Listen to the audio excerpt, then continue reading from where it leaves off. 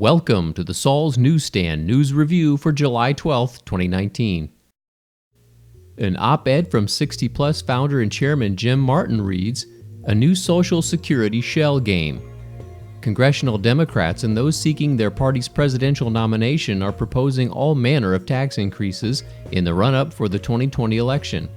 From multi-trillion-dollar proposals like Medicare for All and the new Green Deal to smaller examples of picking our pockets like the airline passenger tax, liberals give the impression that they simply are not content unless they are contriving new ways and reasons for taking money away from people who earn it. The latest example comes courtesy of Senator Chris Van Hollen, a Democrat from Maryland, who wants to increase the estate tax.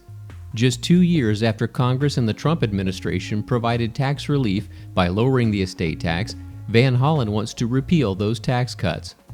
His bill takes a page from the Clinton-era playbook of former Representative Barney Frank, who floated a plan in 1999 to keep estate taxes high in order to help fund prescription drugs and Medicare.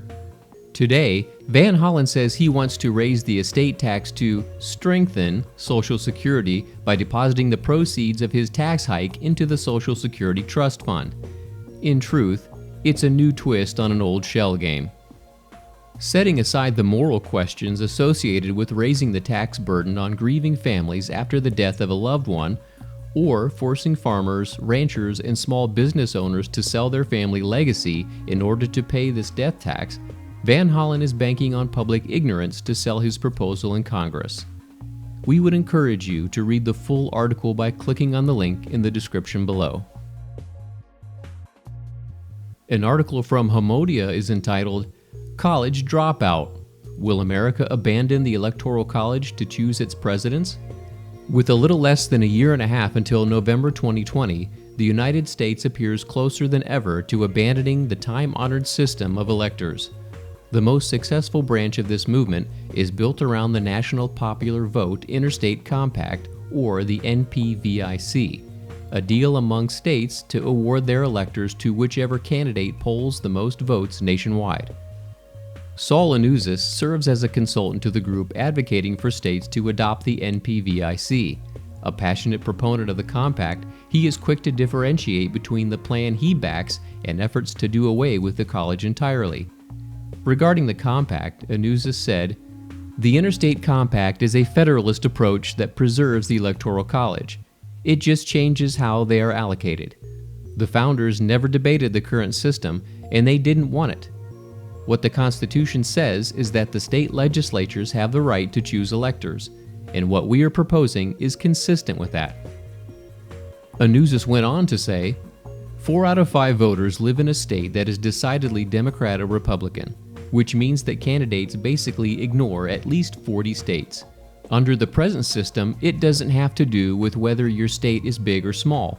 The only thing that matters is if you're a battleground state. Why should anyone want Ohio and Florida to be more important than any other state?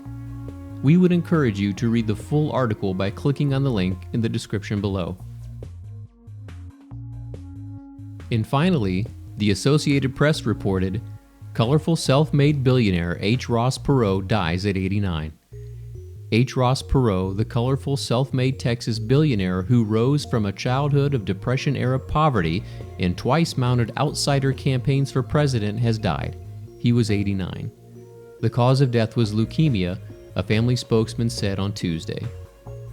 Perot, whose 19% of the vote in 1992 stands among the best showings by an independent candidate in the past century, died early Tuesday at his home in Dallas, surrounded by his family, said spokesman James Fuller.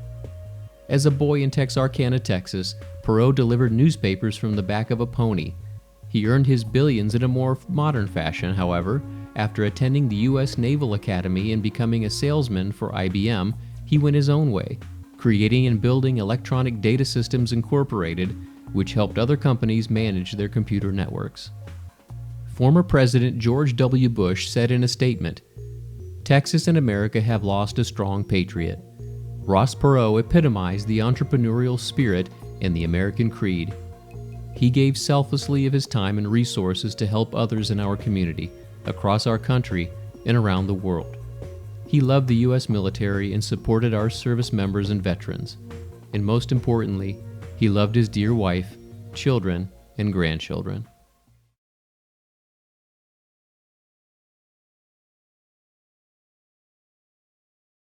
And that concludes your Saul's Newsstand News Review for July 12, 2019. For more political news faster, visit saulsnews.com.